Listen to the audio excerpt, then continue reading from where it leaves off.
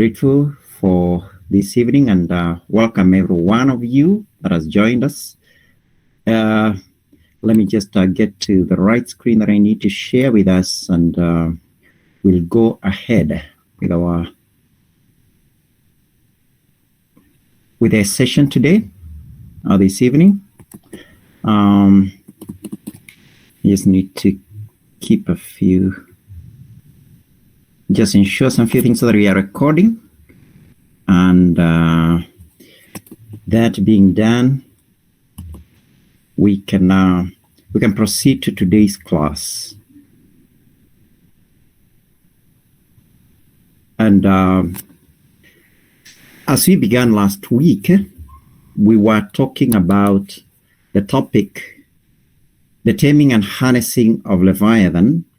I remember as we introduced it last week, we talked about how to tame and harness the Leviathan,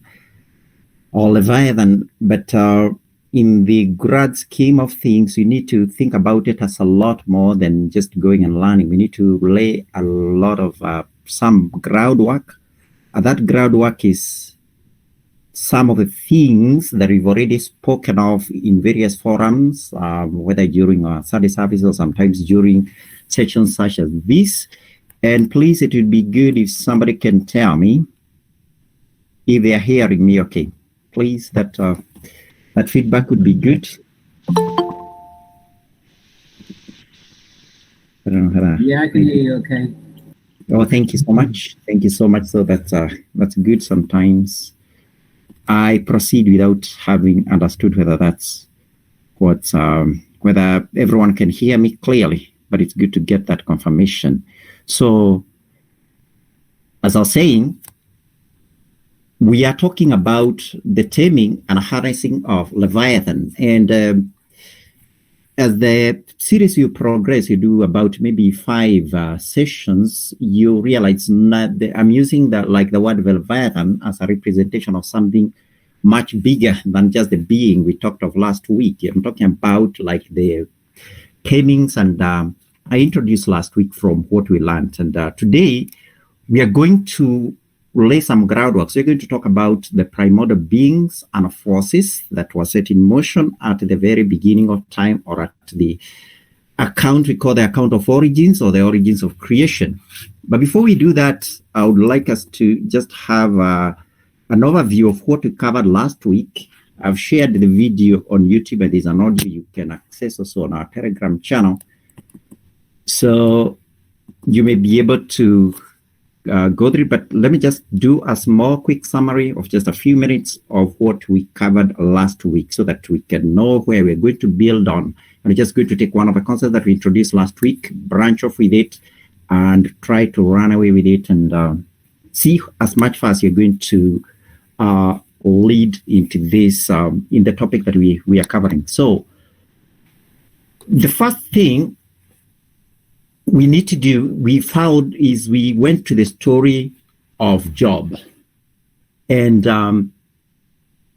Job, when we hear God answering to Job, and I remember telling you, please, you need to read the entire account of Job. And if you can't read the entire account from Job chapter 1, please at least read these 3 very crucial chapters where God is carrying out a conversation with Job, and that is from 38, Job chapter 38, read through 39, 40, and 41 at the very least. Those are very important, because that is when everything is put into proper context. That is when you read with proper understanding, with the way that the text is illuminated to you as Dad speaks, as if you are the very person living through the experience. You'll be able to get this. So one of the things we saw is that God was not reprimanding Job for being impudent or taking on airs, as many of biblical scholars have tried to explain this. Many historians who have gone through the account of Job, they try to say, okay, you see the very nature of the questions and the challenge that God is posing to Job is because God is about to declare his supremacy. God is not also asserting that I'm the supreme being that is capable of doing these things. God was instead challenging Job to rise up to a certain level of attainment. So Job was being told to rise up to a place of authority, to a place of glory. And these are among the very first words that takes place in the exchange that Job is having with God. And he says, can you come up, be decked with your authority and your majesty and your glory? Why would God make that challenge? Because he knew that when he created Job, he gives that account and says, even now when he's talking about Behemoth, he says, I created him with you. So I know I created you with a lot more majesty than what is displayed by these beings. But can you come up, if you the situation I'm seeing you at now, you're not worthy of the glory that I made you with. So another thing that God is challenging Job to do is to start exercising his supremacy and his mastery.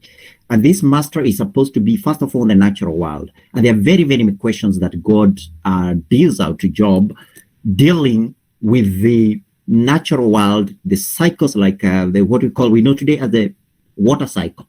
He challenges him on all these things. He challenges him to go out and fight about the gestation periods of the wild animals and the prey and the predators, and get to understand these things. The reason why is because Job was at a point where he had been, if you read through the first chapter, where they give the account of what happened, the disasters that befell Job, you'll hear that actually what had happened to him is that there were raiders that came, raided his flocks and killed his servants and his children. But also there were forces of nature. There was fire that came from above and consumed the wealth of Job and his children. And the answer can be found in these very questions.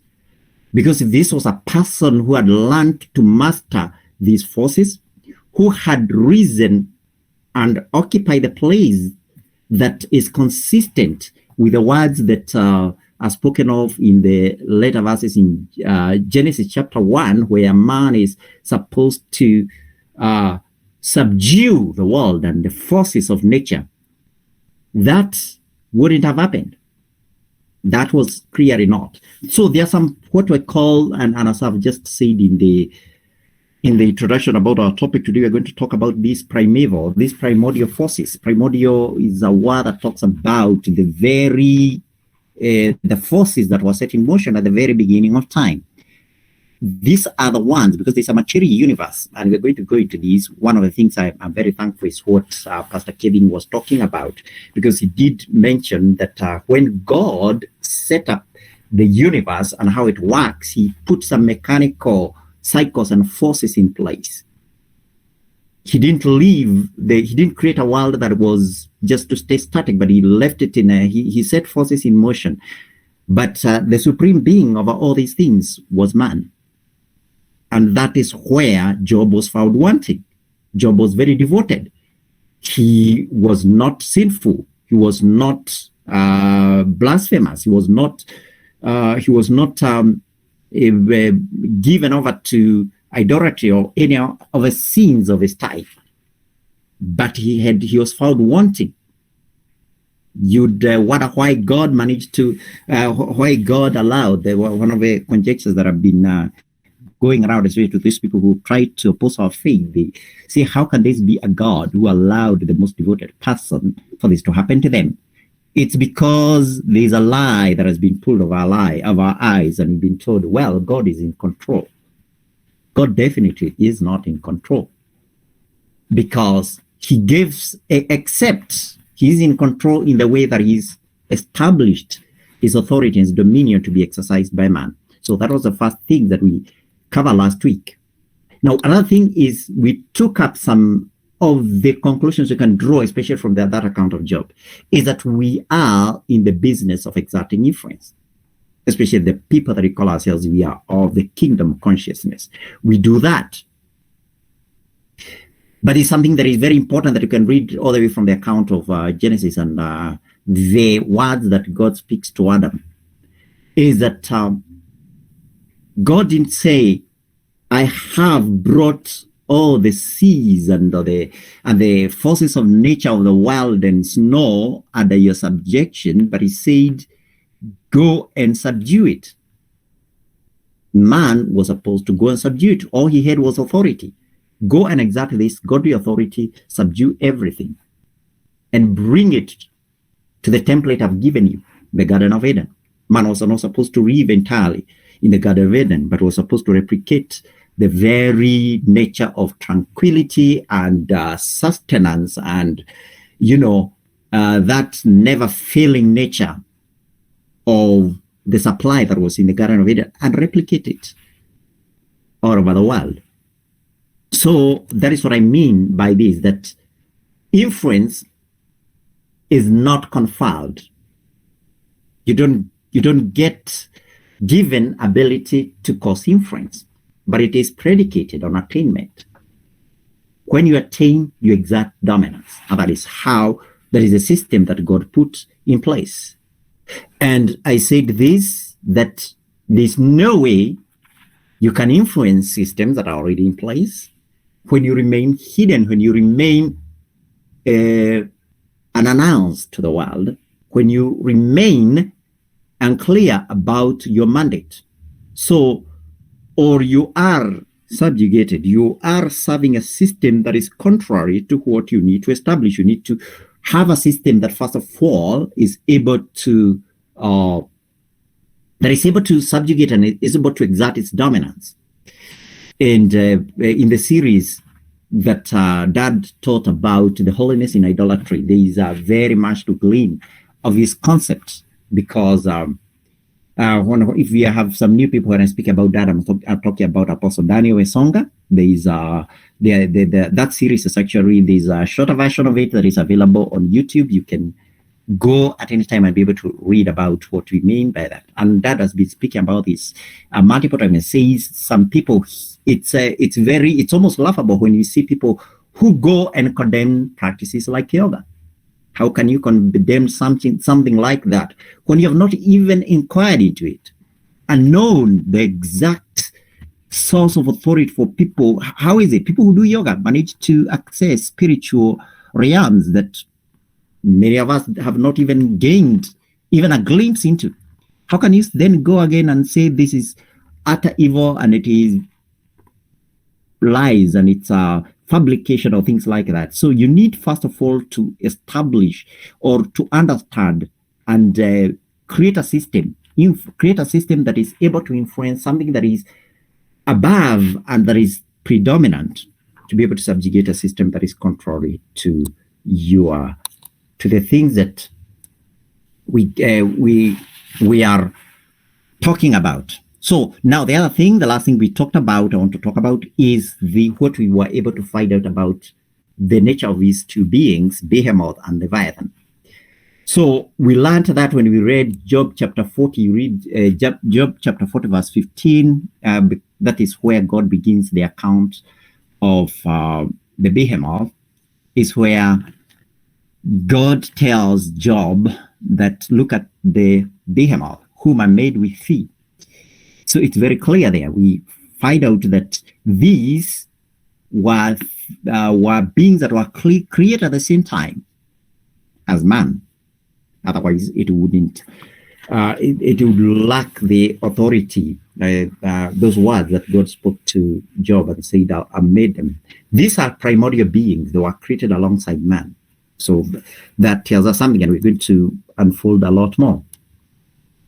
And we also found that when you refer to the book of Enoch, that these two beings were used to be in union, but were separated to rule over different realms. And I think later I'll share a version of the book of Enoch so that you can be able, if you want to refer to it, you'll be able to get it, and now share it also on our Telegram channel so that you can go and search and be able to read more of his account. But of course, we did read about it last time.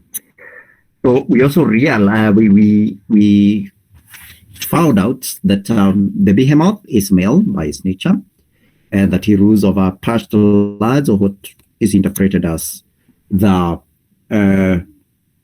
wilderness in the book of Enoch. Leviathan is female by nature and was given to rule over watery depths.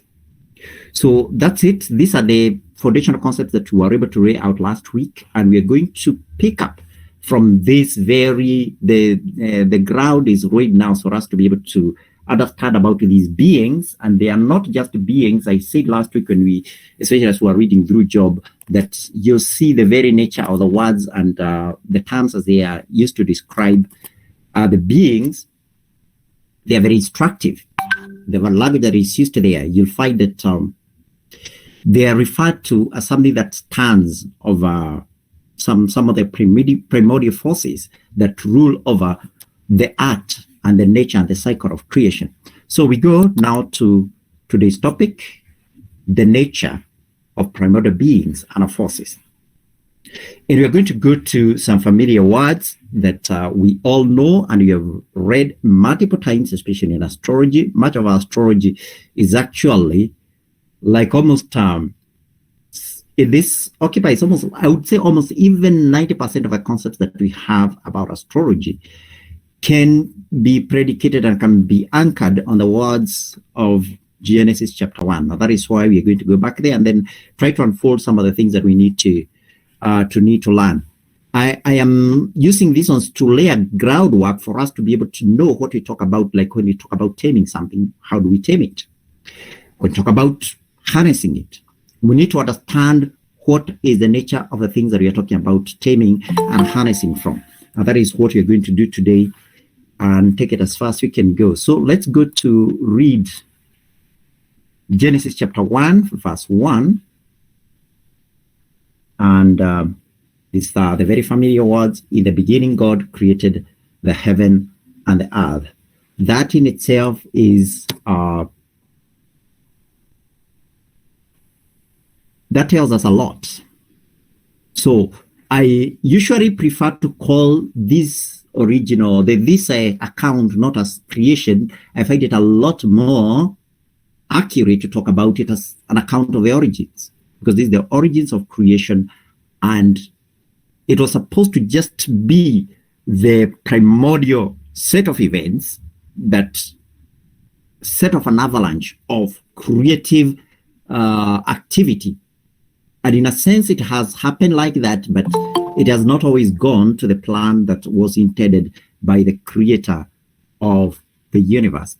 So let's talk about that, the origins account in Genesis. And what we see is that in those words, we hear God speaking about created in the beginning, God created the heaven and the earth.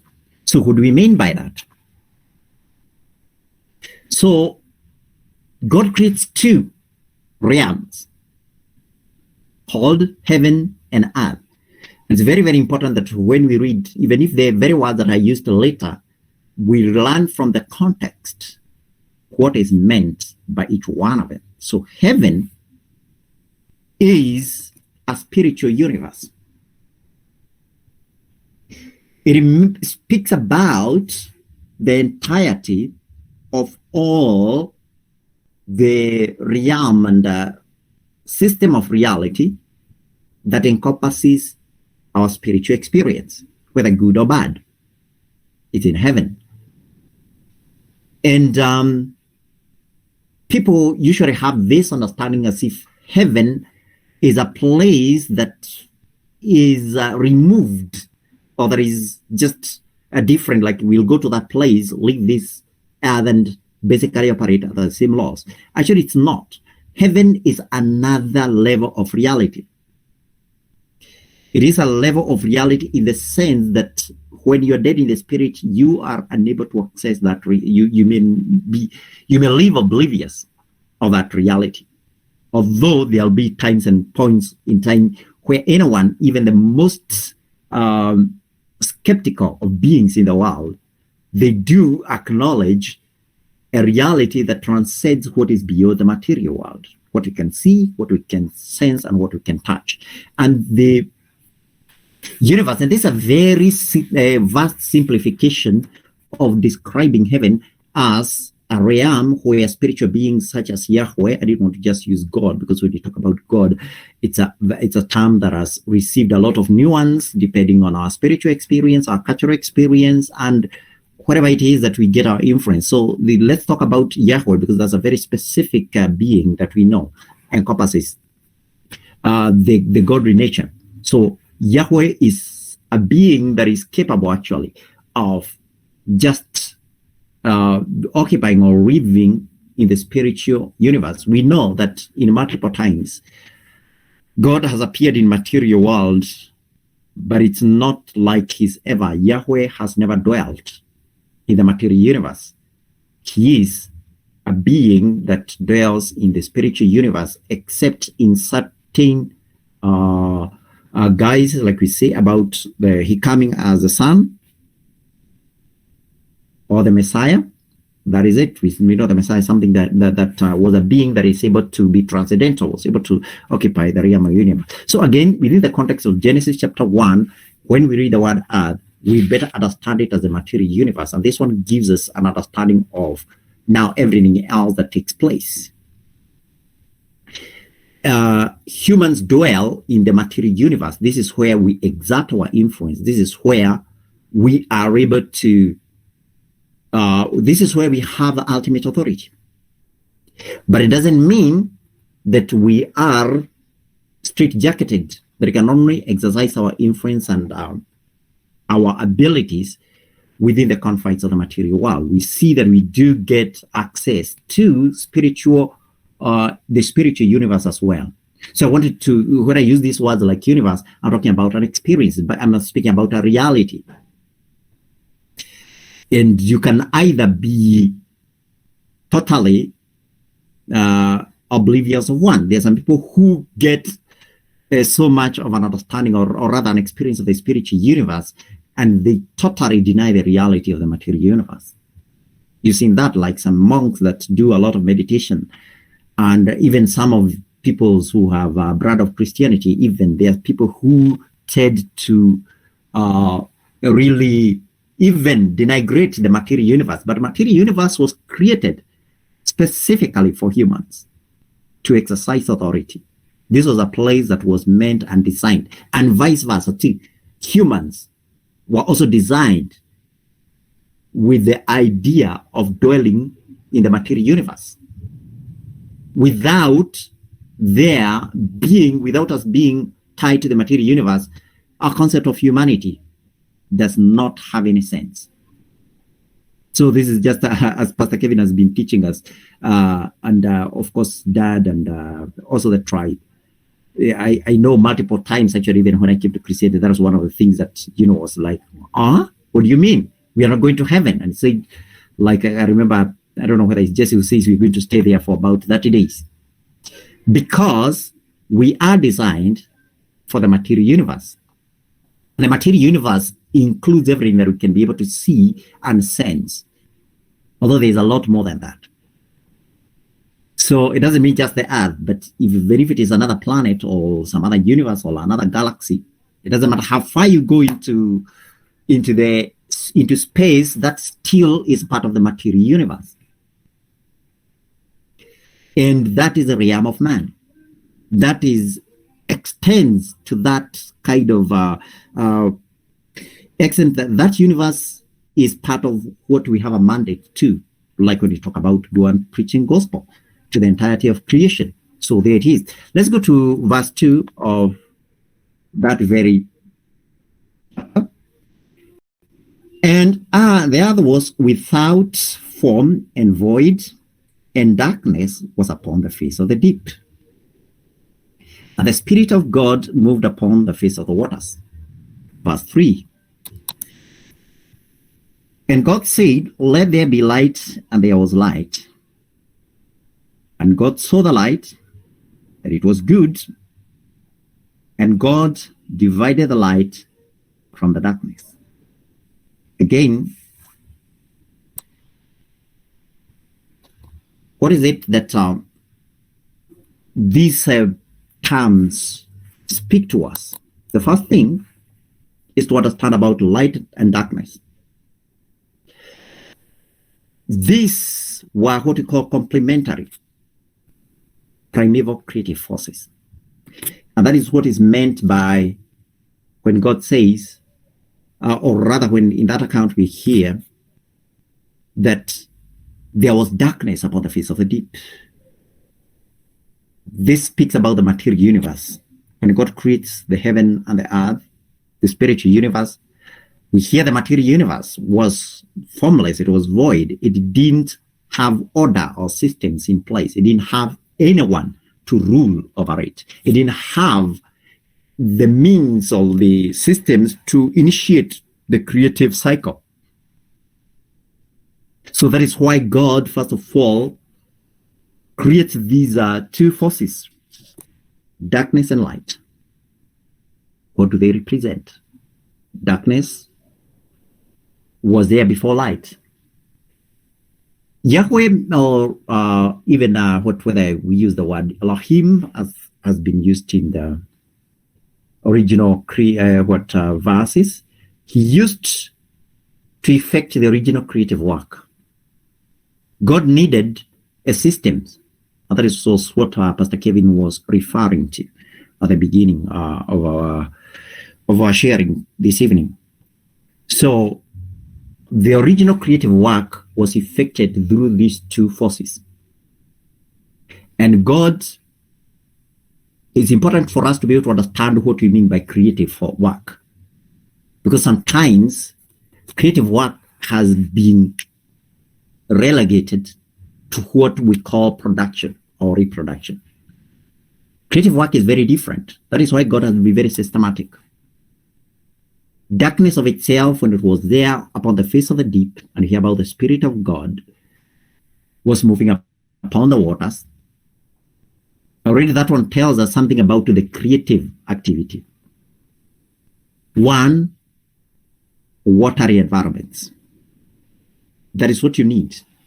You need a watery environment to be able to do creative work. Creative work even today, it is still what, even when we look for life, even when we go searching for the most, for signs of life, we do look for, either in the outermost planets, one of the first things that we look for is watery environments. And it just happens actually one of the most common substances in at least in our galaxy and the near point where we are in, is that it's water. Water is very abundant. So we just need it to be, because water is as we see it in the material world, actually, is a representation of a concept that God put in place when he needed to create life and to create a godly or a God-inspired order of creation in the world. So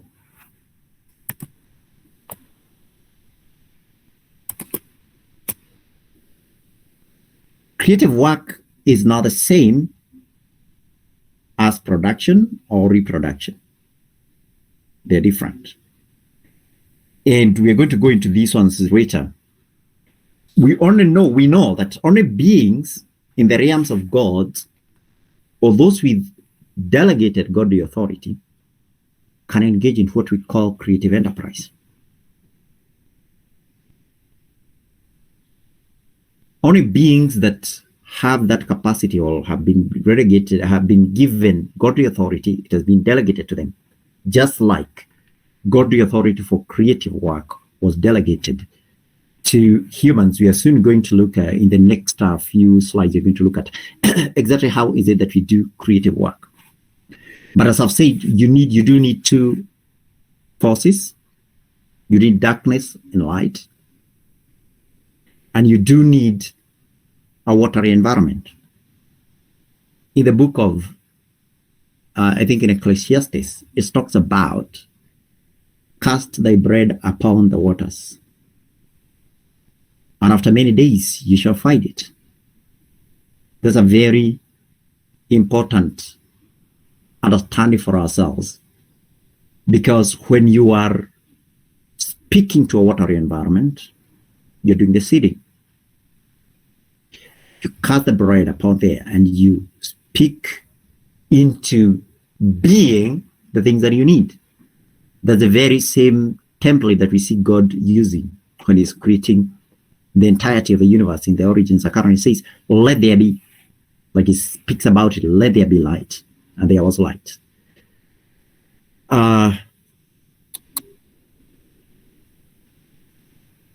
So when we talk about, when we compare what is creative enterprise and what we call production or reproduction,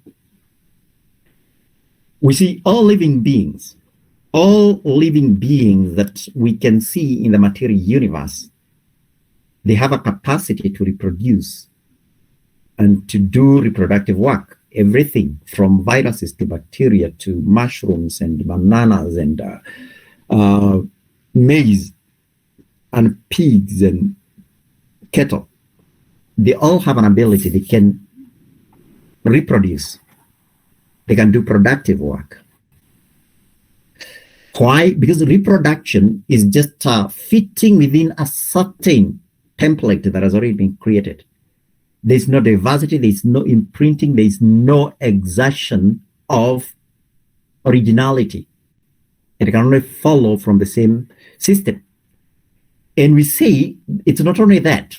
If you look at you look at nature, you look at some things like gravity. If you look at the people who are atheistic or skeptics of faith, somebody like Steve Hawkins, who sadly passed on not too many years since, he'd say that gravity has the power to create the entire universe as it is. No, gravity is not capable of doing it, but gravity needs matter, and it needs organization, and it needs a structure for it to create the planets, the galaxies, and the stars that we see when we look out.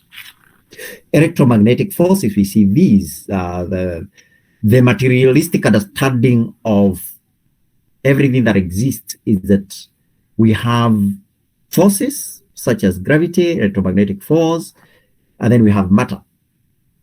And with all that's all you need. And that is the entire reality of skepticism or a philosophy called materialism.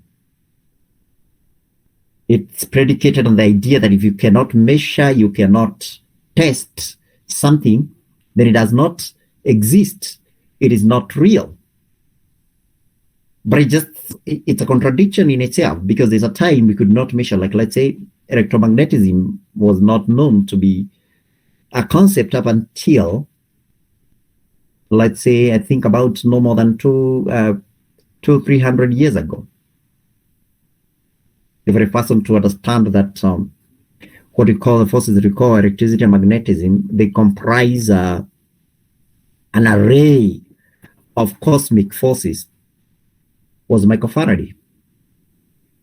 But does that mean that electromagnetic forces didn't exist because no one could measure or be able to explain them before that? No, it doesn't mean.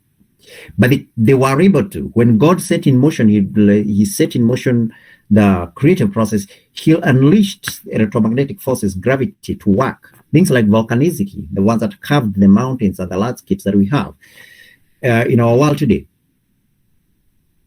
You look at the Great Rift Valley and you wonder about all the majesty of life that it contains and the grand vistas that you can look upon and, filled with awe about nature and God. Yeah, these systems set in motion, they'll do productive work. They produce mountains, they produce valleys. But that is not creative work. With the water cycle that we see, it takes out all the waters, and it means we have rain, we have snow, we have all the other weather cycles. This is productive work. And none of these are themselves and any forces that is behind them, because today they operate under certain principles. Some civilizations have taken it upon themselves to interpret the forces of nature as gods, where they even have worship. Not really. These are just systems that were put in place. They were given authority. They were given certain predication on what to operate in. They only operate within certain parameters. More than that, what we see is that man also has created systems. Or what is done is also downloaded some things that we call, these are abstract ideas of forces, things like market forces. You can go and study the market forces that force what, like now, we talk about since the bad phases, the pandemic are over, everywhere in the world, we are seeing a lot of inflation, not just in our country, it's everywhere. Prices are shooting up, consumer prices are going high. Why? Because there's a concept called that has been created about market forces. The forces that we talk about, supply and demand. There's too much demand in the market, there's not enough labor supplies and all that. And it's causing all kinds of shortages and the prices are shooting up. These forces were not something we see essentially God setting in place, but it is man who introduced these concepts. And once he introduces certain concepts and certain laws, he's able to hold himself prisoner to these systems. We think about things like sports. Today, sports is a whole industry of its own, and there are rules and concepts and the way people do things. And we are all entrapped by these things. Entertainment.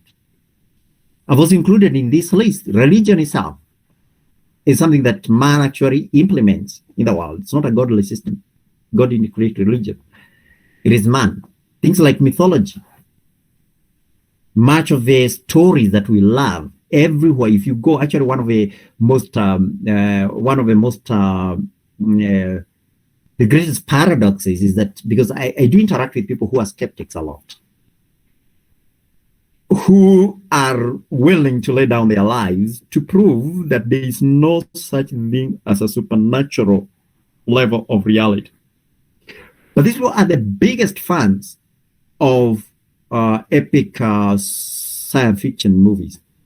Science fiction movies are all about reality that is not grounded with the laws of nature as we know them. About death, gravity defying stunts that are carried out by superhuman people. This mythology, it's all predicated, it's something that we create and we hold other people captive by these ideas. Things like democracy, let me say. So not a system that God creates. Or rather, even not just democracy, but the whole thing about, let's say, political systems. We have liberalism and we have conservatism. These are ideas that have been brought and instituted by man. Things like racial identity. Today we have so many wars happening online about racial identity. These are ideas that were not necessarily, not at all, actually implemented by God. So these ones produce certain causes, they produce certain forces, they produce certain levels of reality. And we are all beholden to them when we live in the world that we are living in. All these are things that only creative beings can implement.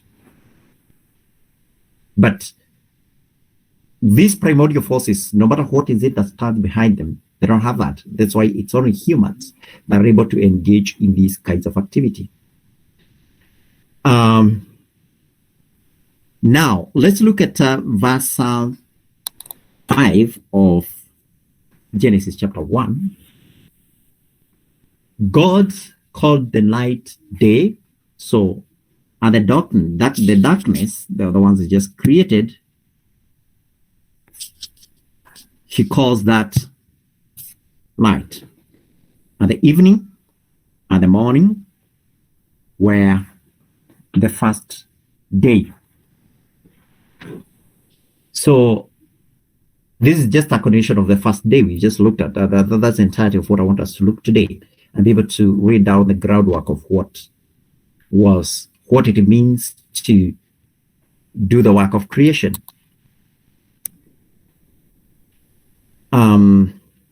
So the first thing, I don't know why it's I'm not able to. So the last thing that we're going to talk about today is the naming of the primeval forces, or what we call the godly equilibrium. So it wasn't enough for God to create the two primeval forces and set them in motion. He goes beyond that. So he names them.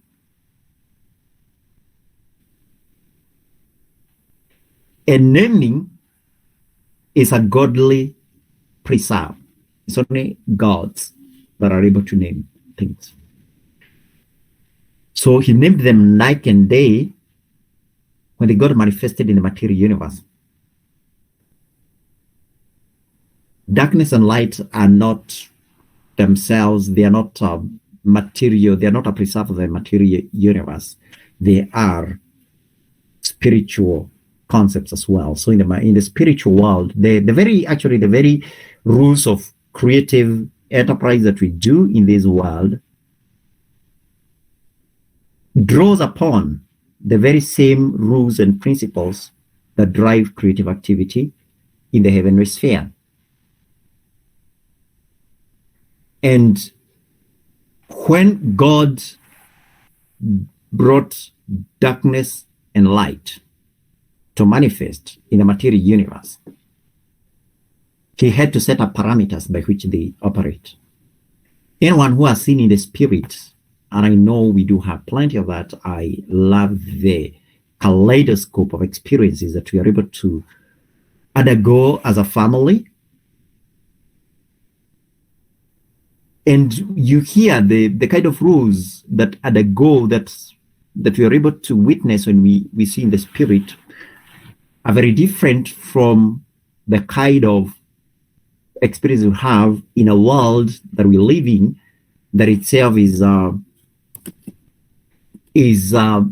driven by what we can call the rules of, I don't know whether I am available still. Oh, thank you. I had a small scare. I thought that I wasn't any longer available on online. So I'm saying that when you see in the spirit, you realize that things like space and time don't make a lot of sense there. Although we do try. Sometimes God, when he wants to, make sense to what you experience, God can make things follow a certain order and then happen in certain space, and you see concepts like that. What Dad likes referencing my experience. Apostle Daniel Wesonga likes to reference to my experience the very first time I had a transcendental experience, and I went before the throne of Christ, and I insisted on touching the throne, and I wanted to hear so much, and I could touch it, yes, and I could have feeling. Doesn't mean that we have a material throne that is actually made of certain collection of molecules and atoms and subatomic particles. Of course not. That is not a realm. That is a realm of the material world. So it's not like that. It's just that we have those concepts that, as they manifest here on this spiritual, on this material world, represent some other concept that is very different in the spiritual world. So light and darkness, the way we see them manifest today in even the material, the most in your eyes, the way we see them is very different from how they operate in spiritual sphere. So by naming, God was setting up parameters. This is how you're able to do, like there's a definite speed of light. We know today. And a materialist describe it as the cosmic speed limit. it says, like today, we've done enough experiments, that you could move particles very close to the speed of light, but you can never attain acceleration that goes beyond the speed of light. Because why? When you approach the speed of light, particles get heavier and heavier and heavier. So that if you were to hit the speed of light, a particle that has mass, it doesn't matter how little it is, it would weigh as much as the universe if it was to go 100%. So you wouldn't be able to push it. And if you were to take it beyond the speed of light using common materialistic laws, it would not manage to. Does it mean that that's a construct that is manifested both in this world and works as well in the spiritual world? No, it's not. Why do these particles behave in such a way? Because they were named. These forces were named. And that meant this is as much as they could do. So even as God later delegates the work of creation, we are necessarily in this world limited to the operations of these forces. And I'm not just saying you're limited to that is not, get me clear. I'm not saying that you're limited in this world in your experience to the speed of light. That's not what I'm talking about here. But I'm just saying, like these natural cycles of creativeness that you are held under until you manage to attain to a certain level. If you get to the point of dominance, these laws are there to be superseded. But so long as you're acting not within that level of attainment, then necessarily you are held prisoner of these parameters. So another thing that God does is that he separates, he divides light from darkness, we are told.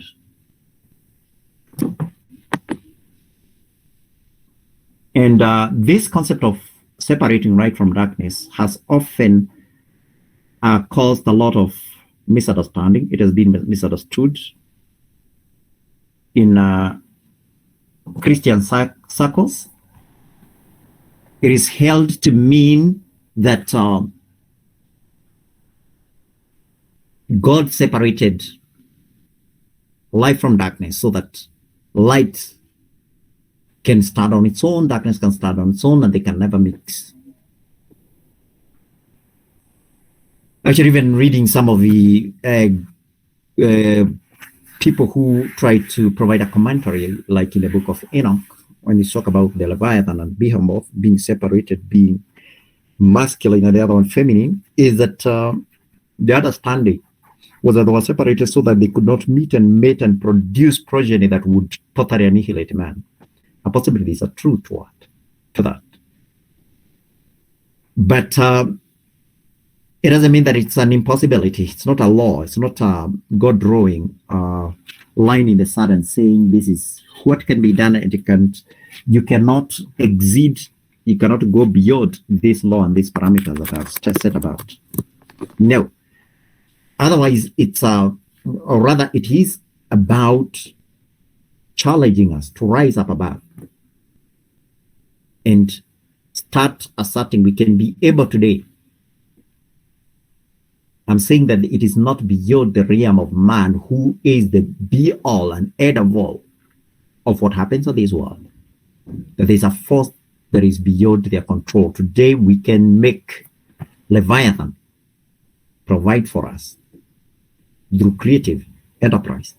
So the act of dividing light from darkness is not any different from the way the first spiritual human beings, Adam and Eve, were once closeted in one body or one corporate manifestation. And then God pulled out the feminine representation of the human spirit from the corporate identity and set them apart. So that is what God is doing. He's separating them. He's making them distinct. Another thing is in making them balanced. This is the cosmic balance, or the cosmic or the godly equilibrium that we see in systems that are natural. And it's also the same thing we see in so many cultures. Like when you go to Oriental cultures, you hear the concept of yin and yang. And while some of it may be a little bit perverted from the very system that we see God establishing here, it is still it's still predicated on that idea. God is making these forces distinct and balanced to retain or to set in place, set in motion the grand plan that man was supposed to go subdue these forces, make them work towards that attainment, the attainment of the godly nature. God wanted man to be no separate, to be no different than what he was as the spiritual master, the master of the spiritual universe. Indeed, the very thing that we are engaged with now, the understanding of our mandate is to capture this world such that there is no distinction between what is in heaven and what is in this world. That is the enormity of it's both the enormity and the simplicity of the mandate that we have. It is about making that rising up to what we are, bringing these forces of nature to the ultimate expression where they are as our masters. As our servants. We are the masters. We are not supposed to subject ourselves to them. We are supposed to interpret them as many people have interpreted them in all forms of idolatry, where they have managed to conceptualize these ideas as manifestations of gods. Like there's a god of Vada, or there's a god of earthquakes, there is a god of all sort of forces that people conceptualize. That's not the ultimate. That's actually perversion of what? So we call it the natural equilibrium. So the concepts of idea and ideas man has created or established in his own, they are also subject. It's also important to take note of that. That man has also created or established. Behind every creative enterprise man has engaged in, from the origins of the world and time to this very time, he has been subject to these foundational concepts of darkness and light. Darkness being the very representation of the masculine creative energy. Light being the very expression of the feminine creative energy. And harnessing them to create all sorts of enterprises. And today we see that left to their own, we talk about nature being left on its own, it creates an equilibrium to go today to any sort of environment where there is life, and you'll find no matter how harsh, no matter how unattended it is, it doesn't have to need man, it usually nature will always find a balance, because nature is by its own. It can read that code. You can read that original code. There's a thread that God weaved into every kind of natural existence. And nature looks to it and seeks to establish a balance so that if they are predators, they don't overconsume the prey. And the prey does not become so clever that it can evade being eaten by the predator. But the two grow in equilibrium. And over centuries and eons, both of them when scientists study natural systems or natural habitats, they see, like if you come to one of the most competitive natural environments, is like places in Africa. Africa has one of the most diverse animal diversity of animals and plants. But you look at, like you say, like the gazelle and the cheetah, you see that as they have changed over eons, they have changed to always keep up with each other. So that if you look at the systems of the gazelle or even the lion, and you look at the system that the gazelle has evolved and has attained to, is always to ensure that everything is in balance. Without the lion being there, the gazelle wouldn't have the kind of ability that it has. And the very same thing, without the gazelle being the way it is, the lion wouldn't, or the cheetah wouldn't be the very same as we see it. There's always that balance that is always being, that's always seeking an equilibrium everywhere we do. And it's not only that, we also see in the forces of nature and in the systems of government, like I was speaking about. I was looking at a history of a country like Russia and the USSR, where it tried to implement a system called the socialism, economic socialism, and why it failed. And why people who implemented something called capitalism, because capitalism was like a self-correcting mechanism. It had a self-correcting mechanism to ensure that only the very best enterprises are able to make a profit. But when you see economic socialism that was being experimented in the USSR, while it had some truth to it, but the government was trying to be in form of production. It didn't leave the very best systems, and the system that the Russians were trying to implement was such that they would try to throw money at the most inefficient ways of the more inefficient a system was, or a certain concept or production line, because the government would commit itself to building the machinery and everything and providing the infrastructure. So if something was inefficient, instead of looking for a better way to make it more efficient, rather the government would throw as much money as possible to that. And there's not a concept that is going ever to find an equilibrium, because the best ideas will not win out. And therefore that system failed. I have come to the conclusion of what I wanted us to look at. I wanted us to lay a groundwork for us to be able to understand the place of these two primeval forces, of which the Leviathan, the behemoth, are a manifestation of. There is the darkness and light.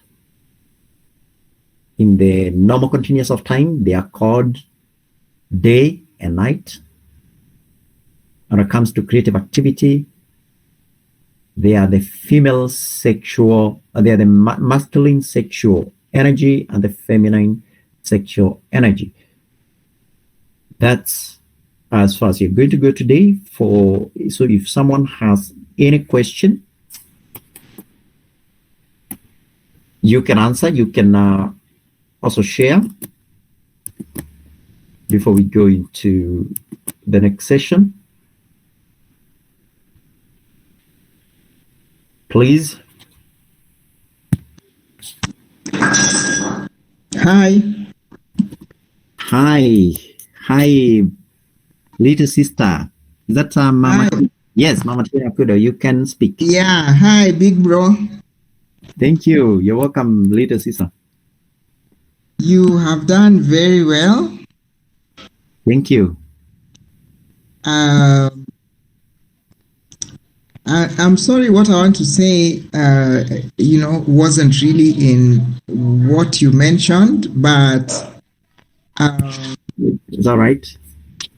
Yeah, but it is within the astrological subject, and I'm going to put you in the corner. Oh, sorry, sis, you may repeat your question again, because I think I wasn't properly recording you when you were speaking. So you can have the record. Sorry. You can just repeat again. I have not quite asked the question. I just explained that it is within the astrological the subject of astrology. Sure.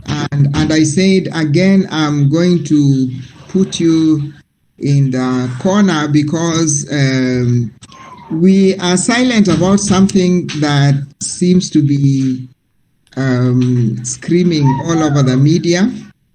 Sure. That the date today is sort of mysterious. Okay. Mysterious, special, whatever. You know what? I think it is something that Dad has referred to as the matrix. Or this is 222. Okay. And so I just thought that I was curious, and I thought, let me see what Brother Google says. Okay.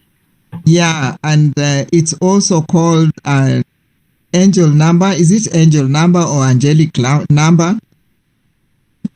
Something of the sort. So I just wanted to hear what you have to say about it. Okay. Yeah. Good.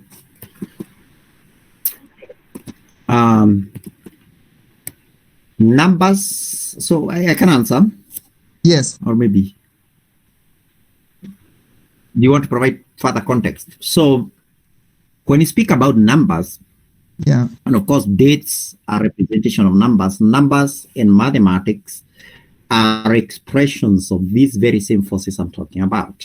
They come out. So numbers, some people try to say, do we discover numbers? Where did we discover, did we invent numbers? We really have no issue whatsoever. It doesn't matter whichever way actually you answer the question, but I am firmly persuaded we don't invent mathematics and the rules of mathematics and physics that rule how the cycles of the natural world go. And these numbers themselves are patterns. One of the things that God, when God had let's say the audacity or the confidence to instruct man to go and subdue the world and bring it to heel, because he was able to read it. Dad spoke last week and said that in the natural world, we see evidence of the things and how they were made. We do see, when you look around the world, we can see these patterns. And these patterns tell of a force that is bigger than just the material forces that we see. So I think what you're talking about is these patterns, like a date, like if you follow even actually one of the best coincidences of our that day, both in the Gregorian calendar, in our calendar, I think is right now is the second. It is still the second day of our second year. And then we have a 6 in the middle. Actually, it's what we call, there's some, what I'm very much interested in these, what we call it a parade. From my understanding, we call it a paradromic date. It's a paradrome, that whether you read it from back or from the front, you get the very same number. Okay, right now, if you read, it is the second year. If you begin the second year and it's the 6th month, the second day of the 6 months of the second year. So whether you talking the two, if you write 2, then 6 and 2 in the middle, it doesn't matter whether you read it from the front or you read it from the back. These are very powerful. Even when it comes to languages, they are there's some beautiful English paradromes that what, like if you write the word like let's say what, nurses run, you see that whether you read it, if you ignore if you ignore the space, you'll see that those words run the same. The very famous one was, I think, was talked of what we say to have been written by Napoleon Bonaparte, when he said, Eba was I, ere I saw Elba. And these are powerful indicators. These patterns are there. God has left these patterns, and these patterns are supposed to enable us to see the nature of things and see how is it that we can harness these energies.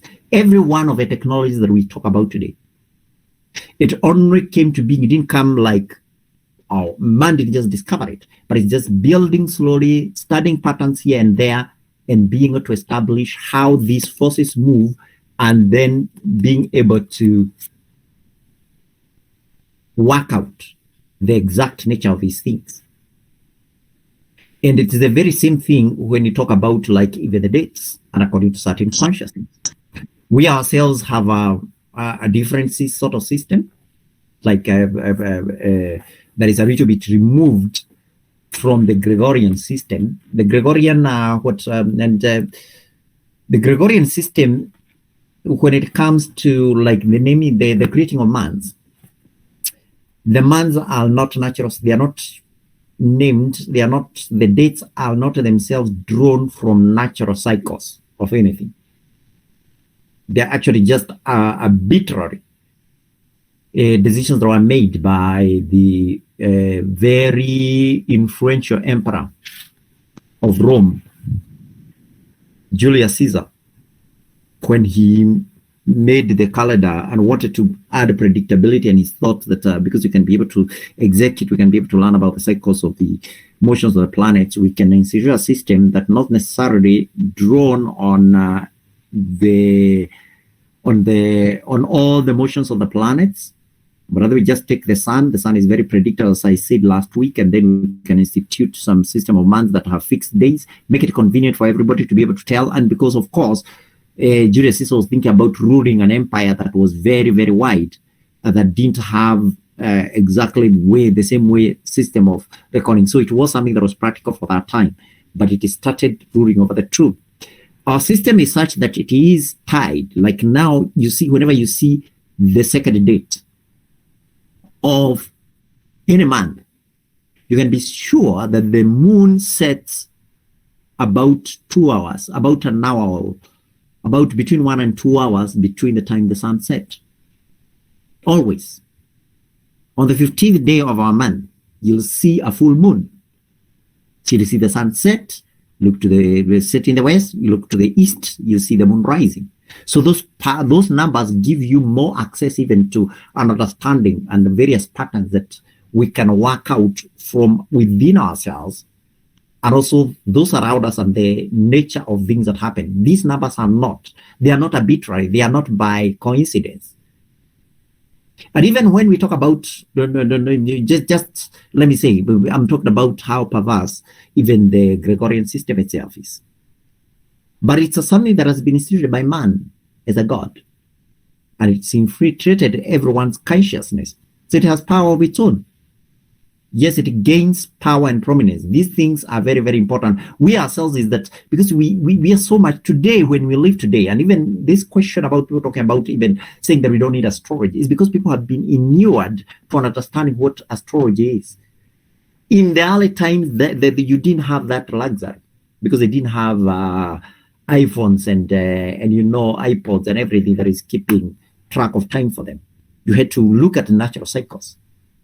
You had to look at them and have a proper, at least the person who was in charge, even if not everyone was doing that, but at least every village had, or every town had its own priest, had its own either astrologer or that kind of authority figure who knew to consult these systems. And everyone relied on these cycles from understanding of that, of these cycles. And these special movements, like even when you follow the natural cycles of the moon, you'll see there's a time that it comes, does a particular stand. There's a time that it's aligned with this planet or with that position where you are from. It's all tied together. It's a matrix. As you said, I think you said that. And I don't know whether maybe Dad would also, there's something you spoke about, I don't know, the matrix, and maybe Dad, I don't know whether they'll be able to contribute towards it. But every one of these patterns are not by coincidence. They have a reality. Some of the reality is reality that can apply to all of us, but it's also something that is tied especially to where you live because even where you live yourself, little sister, we may not be separated by very many kilometers, but the cycles of like the sun, even when if we synchronize our watches and we look at the time the sun disappears below the horizon, and I am here just maybe no more than 20 kilometers to the east of you, you'll find that it's not the same time. So we have this understanding that we've been given that because my watch and your watch says it's the same time. It's not the same time when you look at what every one of us as a reality. And that is why we have our own kinds of influence. We are actually our own gods. How do we become God? Because God in the spiritual universe is the center of that universe. We ourselves, wherever we live, and even actually this is factual science. If you look out into the universe and you look at the galaxies, everything says wherever you are the very center of that universe. Why? Because you have power to influence, you have power to name and set in motion things that you need to work at that time. So every one of these patterns, they do have some meanings, but we need to also understand ourselves. What is it that we have access into? What is this thing?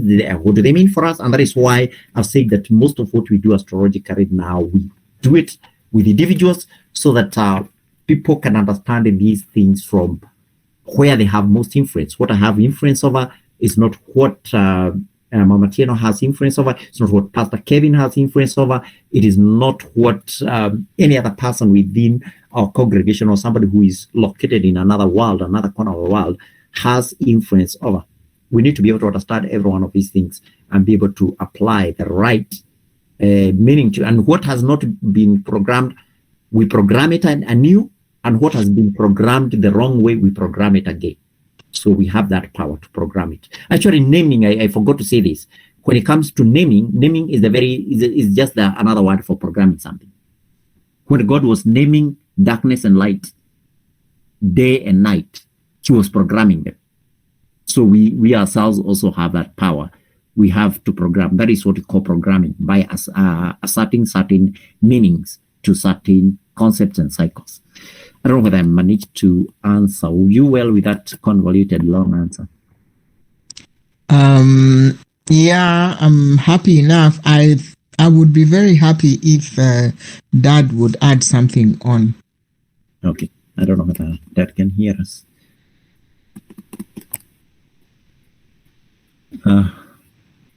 Maybe, okay, sure. Thank you, Dad. Okay. When it comes to numbers, the time I was talking about the numerology, it carries and it also carries consciousness.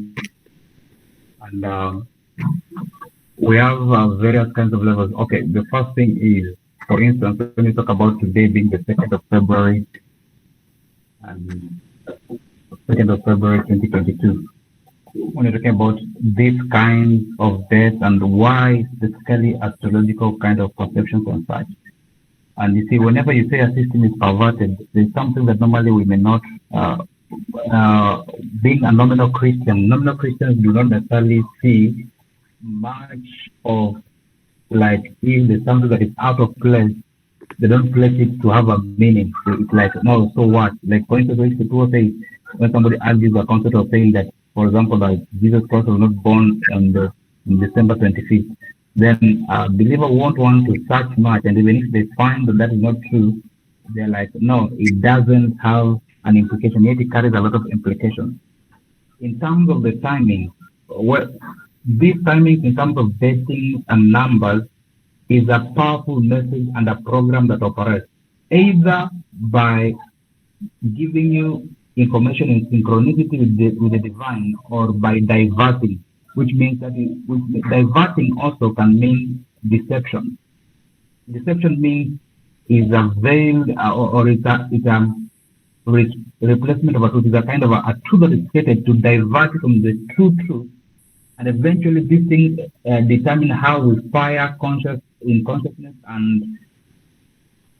and how we begin to react in terms of signal transduction, information that we're giving out, and at the same time how we're interpreting moments and such.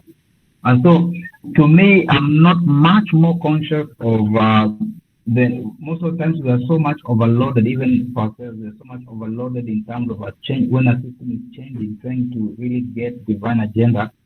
And at the time we used to do things by this when somebody would say something called being led by the Holy Spirit, which are called like small spiritual impulses. Then eventually we'll stick. I remember the one time I was seated and at a specific time I was told, the Lord spoke to me and said, lie on the chair in this particular way and then sound like I was trumpeting with my mouth.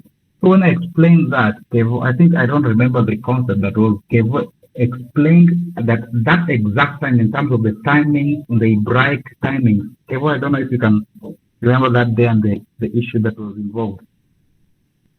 So you see, behind the scenes, you're doing something right, but not with knowledge. And anytime you're doing something right, not with knowledge, you may not necessarily harness much out of it. It means like the rate of conversion or your efficiency of conversion in terms of a moment with the Holy Spirit may not necessarily be that. You may not be able to harvest much, like 100% of it. You can call in terms of percentages. For instance, if the Holy Spirit speaks to you in the morning and says, like here, there's a tree outside my house, and then the Holy Spirit says, next time 8:30, go and sit under this tree. And then I go sit under that tree and I have extraordinary manifestations on the heaven. You see, there are Christians who look at that, who just look at that tree and start and then say, I've been instructed by the Holy Spirit.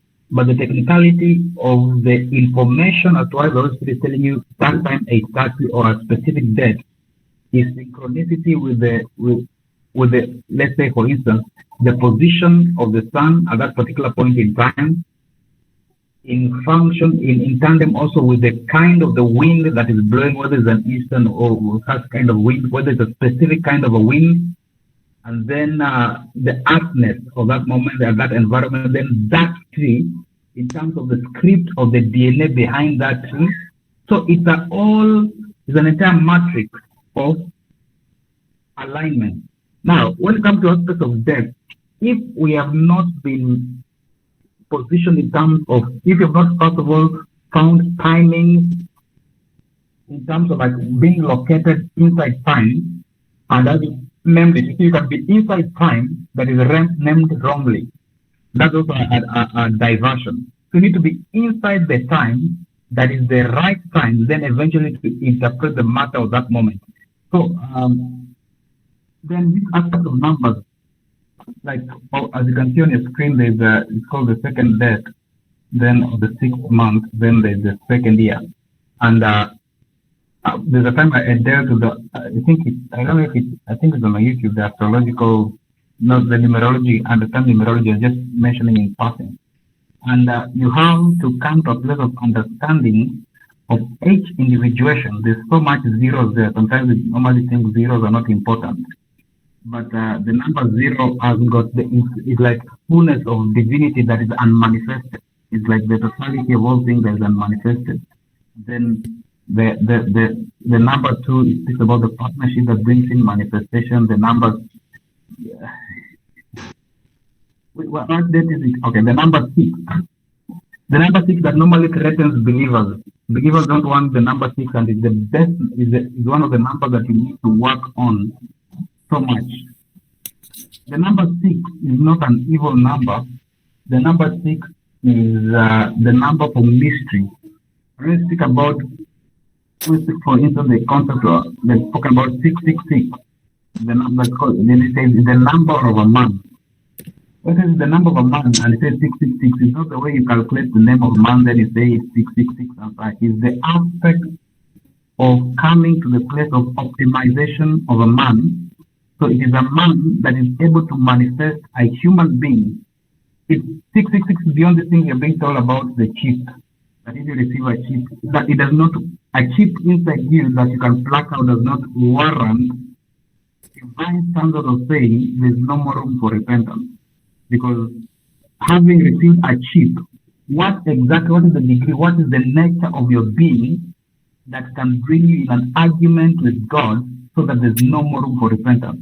When it says the number, everyone that has received the mark of the beast, this is a human being that has open the seal within us and optimize our functionalities. So it's like another dimension. It's like when man fell, there was a degree unto which God only permitted it to fall. Maybe we'll tackle that another time. It will only fall to a particular degree, and there's a part of man that has not yet been harnessed or he has not fallen to those degrees.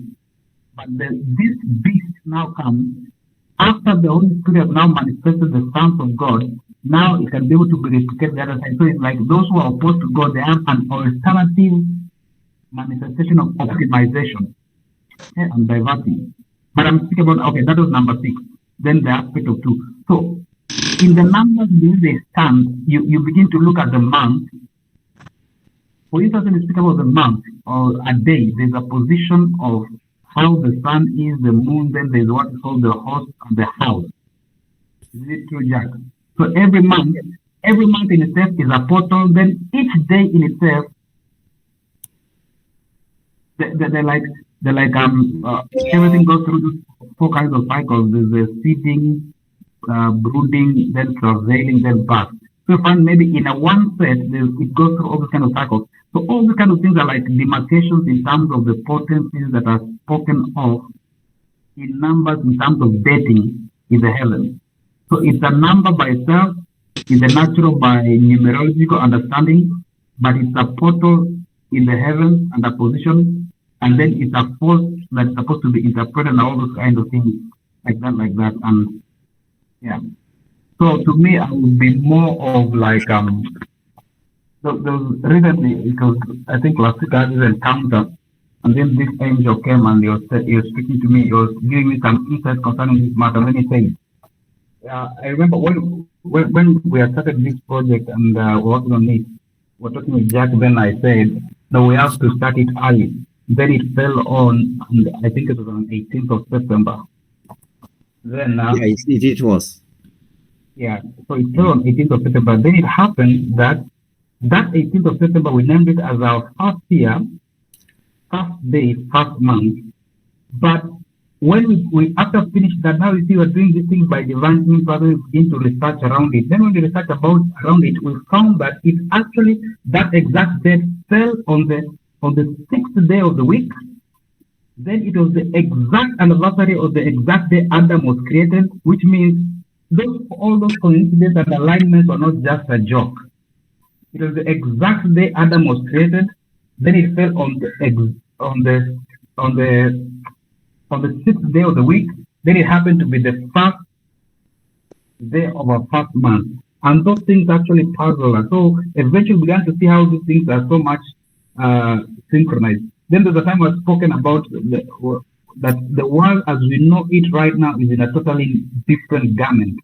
Then this angel was speaking and saying that count the time to the time that you started your new year, and it happened that it was 9 months after the start of COVID. Then it was in itself like all these kinds of numbers and such. The main thing about the importance of them is if we find them starting with the root of the things that are in synchronicity with the divine design, then that will be able to give us the right interpretation. But anything that is perverted so that it may blindfold man not to perceive, because if you pervert astrological alignment alone, it means you can intercept a human being. Maybe one time I'll speak to you, we'll be able to speak in boldness and we'll show you that just altering that and operating in the Gregorian system in itself, it can also intercept the conversation that a human being can have, like for instance a prophet that is anchored on that kind of system and is conscious of that. You'll be surprised, somebody that is cleansed and sanitized in the alignment of divinity, a prophet that is operating under that kind of a system and understanding, this other person that is sanctified will see a lot of, I call it, how do I call it? It's like Luciferian strands penetrating a particular kind of thing. So as much as it's divinely permitted in a particular kind of era, but you can begin to pick up the things that are now corrupt in that kind of system. And just shifting astrological alignment alone can shift perception, ability to see and decipher information. It can alter manifestations. An angel can appear to you, but it can be able to be veiled. At the moment you know truth in nakedness, entities that come to you eventually give you ability to now see in nakedness, and give the authority and understanding to have a conversation with the spiritual. If you have the right system in your hand, it means God does not talk to you, you talk with God. A person that God talks to and a person that talks with God are totally different people. And it's very important for people to come in a place where they're in a place to begin to talk with God. And some of these things that can, for instance, you see when people are going to make a pact with God or making a negotiation or making an argument, sometimes somebody argues with what they have in their hand that is aligned with God. Then eventually God is obligated to now respond and begin to answer them. So to me, I will not much more of like say, it has a significance in terms of what we observe the forces that are operational in the world right now, but does not have a much significance into us. So we use that to interpret the forces of the moment and to know what needs to be done in rectification, and we see the effect and the impact of it in the world. But we are not supposed to take an impact. We're not supposed to interpret an impact so that the impact is the one that informs us, but we're supposed to know the force that manifests the impact, and we justify the force that manifests the impact before we interpret that. I think I've done those meanders like that, but I hope it was some helpful information. Amen. That actually, I don't know whether that you were done. Yes, I was asking Mama Tiano if she's satisfied with the answer. Yeah. Mama Tiano, please. I didn't know that it was such an excavation. Yeah. Yeah, I need more tutorials now. Yeah, some of this, we're trying to introduce these things are quite heavy. Yes. I tell you the truth. Let me maybe show you some of the realities. Maybe most of the people in the behind the scenes, what we can't know, like we're operating like the way you say a church operates. But sometimes I can give you some intros behind the scenes. Behind the scenes, when we're doing these things and doing the math things according to the divine, we've had situations where nature responds. We've been in situations where lightning and thunder, there's lightning and thunder that astonishes the nature. It's not according to the natural design. So lightning and thunder come, and in the natural, I'm talking about in the natural, not spiritual lightning and thunder. Yeah. We have had those kinds of things. So this thing that we are speaking to is like we are trying to introduce things that we don't want at the same time to be persecuted by the church, because we are part of the church of Jesus Christ. So as much as these things are a bit heavy, we know the seriousness of how they are. So these excavations are quite good. And the more like the people on this platform, you see the thing that will give you voluntarily is maybe 5% of the information. The 95% of the information you will unlock by the questions that you ask. So if you be just comforted and say, wow, it was a powerful session, you'll be surprised that Jack is holding back much that he may be able to give when people ask a lot of, when people engage in terms of questions. And if you're going to really participate, when you say about participating in the preparation, when you say prepare for the coming of the Messiah, it is something that believers are so much accustomed to, but none of the believers, in terms of what you've been seen in the public church spectrum domain, much of the believers, when they're saying prepare for the coming of the Messiah, that's the day they're stopping to prepare for the coming of the Messiah, because to them it means to withdraw and have a pseudo holiness. The Messiah is coming. But preparing for the Messiah means you need to create a highway of holiness. A highway of holiness is not just I'm holy in this way, the religious nature of holiness. A highway of holiness means you're bringing fabric in your personal existential being into alignment with the divine design, so that Christ may find a pathway to come through. You see? So it's good to provoke those excavations. Wow. Yeah. So, Jack, there was a time I told you I wanted to follow you home. Today, I really want to follow you. I understand exactly what you mean. And I'm in agreement. Actually, those very words that Dad is speaking, when we were starting even this system, the calendar, and we were instituting the very foundational things, we have not even come to understand how much of a significance it is. One of the things that is going to happen, you're going to witness this year, is that you are going to announce the date when you are going to celebrate our Pasaka. the Passover feast and the day of of Christ. What I don't want to use the words like Easter, because again, Easter is really not so much about Christ, but rather something else. And it's something else. Sorry, let me. I believe it's not just something else, but it's something else that is opposite. Yeah, indeed it is. Yeah. So the feast that God instituted was meant to happen on a very specific date. God speaks about it. I think it's I don't know whether it's in is it Deuteronomy, where you can find the exact word. If you read, I think 33, is it Deuteronomy 33 or is it Leviticus? I'm not certain, whichever it is of these. And it speaks specifically that on the 14th date of the first month, it was very specific. The children of Israel had to live that day. And then it comes to Christ, he had to be offered as a sacrifice on the very same exact date, according to their calendar. So how do you determine the first date of a first month? So it's very, very important.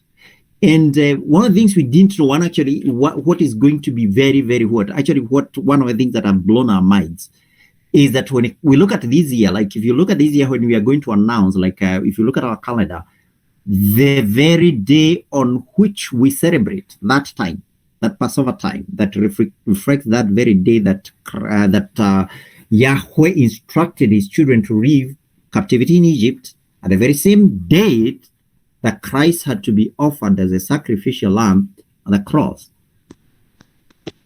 The way we observe it, nobody else is observing it on the same exact date. How does that come? Is because when we introduce a calendar, there is something always a calendar like a year, where we are talking about months, and the year, there is a cycle of the sun, and the months are cycles of the moon. You have to ensure that they are always in tune with each other, because they are not exactly the same.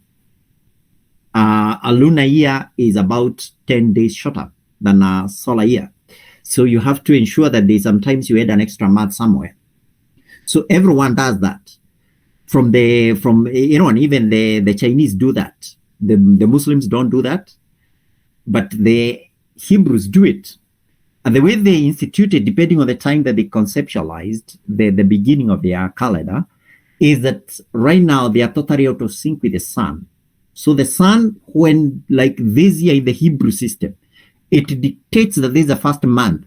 They will not have come to the first month in their system. So actually when they'll be, and everyone else will be celebrating that time, will be marking the time of Passover, it will be totally, because it will be totally, the sun will be saying, no, this is the second month. The moon, it will not be in tune. So we ourselves, our Passover, we are celebrating in our 7th month, which is almost coincides with the month of March. But everyone else is celebrating in the lunar month that coincides with April. And by that time, the sun and the moon will not be in agreement. But ourselves, we are certain. That's one of the beauty of our system, because our calendar, and we are able to check. This is the time I remember even I woke up very late at night, because I thought maybe this way we started our year and we said this is the first year. Maybe does it mean that when we have to insert an extra month, it will take our the dates, like the date of our first year, because it's very, very important, the date when we celebrate the first month of our first month in our calendar. The Hebrew system, the first month for their religious calendar is our 7th month. And that is when we need to celebrate the Passover, because it is indicated that it has to be the first month. But the system, because the way they instituted it, is the way they reformed the calendar. The Hebrew calendar was reformed only about some few hundred years ago. So like it used to be like that. It's something that has been set in system recently, and they set up rules. We ourselves in the rules, in the very foundational rules, ensure that there is no year, because I checked in the future. I went looked about, I think about 70 years until I was totally tired. And I was sure that there's not a single day, there's not a single year of our system that is going to either the first beginning of a year that will not follow on the date that the moon and the sun are in agreement. And the Passover the celebration of Pasaka and such kinds of days that we mark and we consider are important, there's no way they're going to be in disagreement with the cycles of. Why is it important? It may appear a little bit trivial. Some of the things actually I'm not able to go into them. Some of the things that we have been doing are to mark the days and the cycles of the sun and the moon and all that. It's because you remember Christ. This where he goes to travel in sort, and he goes to the garden to pray. Yes. With his disciples. There's a time he comes back to them and he asks them, "Couldn't you watch even an hour?" Yes. Even 1 hour. Why? Because within 1 hour, sometimes mostly within 2 or 3 hours, there's something that happens. And what happens is that these planets, they pass through certain gateways. There's an inscription. They are actually time markers. They are record keeping system for the spiritual record. And therefore it looks, when these records are referred, there is something, there's a system, there is some false, rather there are references made. When these cycles happened, was there somebody on the watch? When this gateway opened, was there somebody on the watch? That is why you hear that people like Muslims, they don't just make prayers.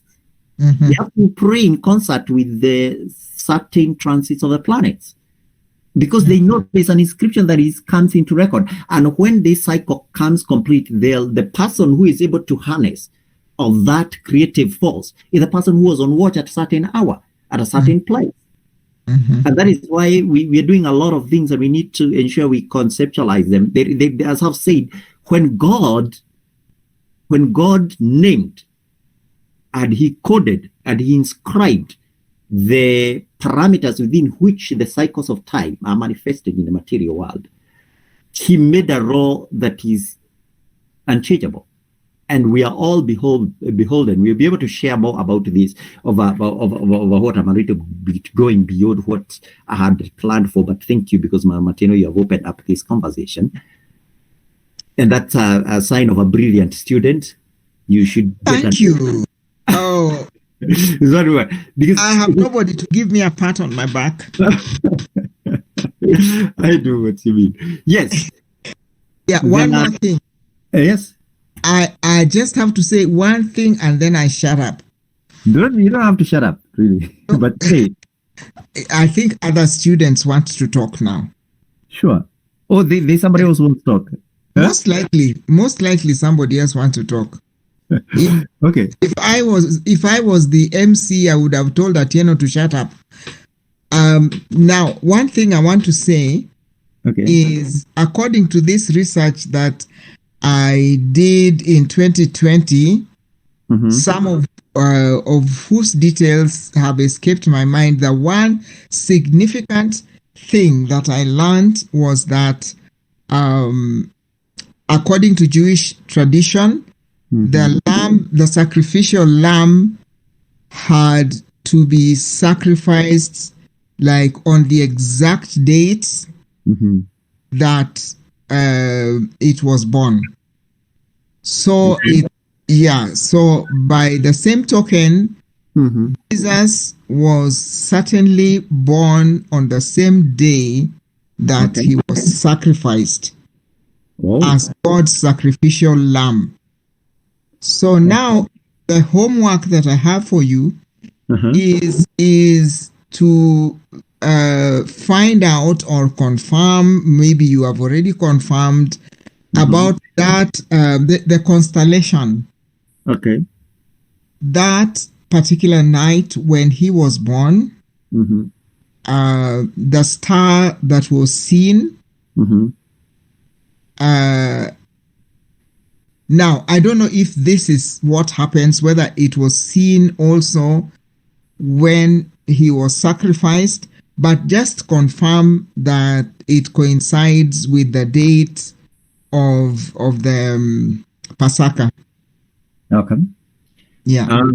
You brought up a totally different perspective to that conversation, because it's definitely one of the things that we are totally engaged in, and we are certain, because it's not only managing, as I said last week, is that for us the greatest quest that we are on is to identify the very time of the coming of Christ and to be able to institute it. That date will have to be instituted by man. And but of course, there'll be a sign that will appear in the sky. And we know actually exactly when it will appear and where it will appear. I can even, if you actually go outside now, I can show you exactly where we know it's going to appear from our conceptualization. So that is both a valid question and something that we are engaged in. We'll certainly keep looking backwards. We'll look at the very foundational time of what Christ, where Christ manifested, and what is it that happened at the time. We'll be able to unravel every one of these things, and because we know his coming is tied so much more. This again is something that Dad had to correct me, because at the beginning of when we were having these discussions, I was so much what I thought that the only thing that we need to concern ourselves is just his coming. I thought that what we could only find, his second coming, that concerning ourselves, my idea was that concerning ourselves with the first advent of the Christ is more of an academic enterprise, but it's something that is tied from that time. It will be able to tell us the record, if you are able to access those records that were written. So I've said every one of these things, why it's important. Christ said, watch and pray. Don't just pray, but also watch. Yes. So that when you're citing the words, you don't just say words that are totally out of configuration. That has referenced the cycles the planets go through, and the gateways they open. They can open the gateway to seeding, and therefore you need to speak the words of seeding at that time. With the gateway that is open at that time is for travail, you need to speak the words of travail. Otherwise, you'll be just throwing words to the wind, because there's no way that inscription is done. God works with a system that very much respects time and the forward and backward flow of time. So be able to make inquiries in all these things. And certainly most of the things is that when we try even to look at the records of keeping, as I've said, even you look at the Hebrews, the way they record time today, they've not made a very perfect system that really looks backwards. So we have to ourselves institute a system that makes inquiries all the way back. And we can soon we'll be able to make these questions and even greater ones that will be unraveled to us, and we'll be able to give every one of these answers in confidence. Thank you. Thank you too. God bless you. Yep. So we've really taken much time, and okay, we need to go to announcements. Sorry, no. I am not stopping people. Anyone who has anything they have to share, please, you can share. You can just unmute, ask your question, make your comment, criticism, disagreement, anything. Today, this is meant to be a conversation. So let it be. For your patience, and we are glad. Let's meet in the coming week. We'll continue with the same sort of teaching, and we are going, as you see, every time we delve with these subjects, we are reaching deeper and deeper. And please bring your essence. This sort of fellowship is meant to be something of a conversation. That is why we begin by inviting people in. It doesn't matter, actually, we'll be very happy when you take us out of the program that we have. Adapt what my little sister does. Atiena Kudo, she's not, she doesn't shy off. She expresses her mind, and she's able to ask questions, and these questions open up understanding within ourselves that we also even didn't understand we had. Please, let's continue being diligent. Let's continue praying for each other. Let's continue thinking about this ministry. Let's continue engaging with each other. Have love for each other, pray for each other, and wish each other the very best. What I'm going to do is I'm going to give back this to Pastor Kevin, who started us off. Please, Pastor Kevin, if you can hear us, you can speak also, maybe, and also give us the closing word of prayer. Thank you. Thank you, Jack, and thank you everyone for joining tonight, and thank you for those who are able to participate. It's very important when you ask your question, you participate, it makes it more lively, and we're able to draw much more than much more than when it's just one person talking to us. So I'll just close it now because time is much gone. I'll just close it with a word of prayer, and then we can just retire to bed. So Father, we thank you and we honor you for this day, and we thank you for the things that we've been able to partake of, and the gateways have been opened, and we choose by the fact that we sat here and listened, and we stood under the government of Jack, who is the prince of astrology. You have been ushered into the realms that you were speaking about, and the realities of the things that were spoken in this day, Father. You have entered in that place, and that is our habitation. We choose this day to renew our mind to be according to the place that you have been brought into. For in this place we choose to dwell until you open the next front for us to enter into. I speak a blessing over Jack. I pray that you increase him. I pray that you open his understanding. I pray for encounters that may be expanded in his ability to comprehend realities, in ability to receive reality, in ability to download and sustain realities. We bless you and we honor you this day. Receive all praise, all glory, and all honor. In Jesus' name we pray. Amen. Good night, everyone. And also, if you'd like to be a blessing to Jack, you can also reach out to him personally and be able to bless him also. Have a good night. Good night. God bless. Good night. God be a blessing to all you do. We love you.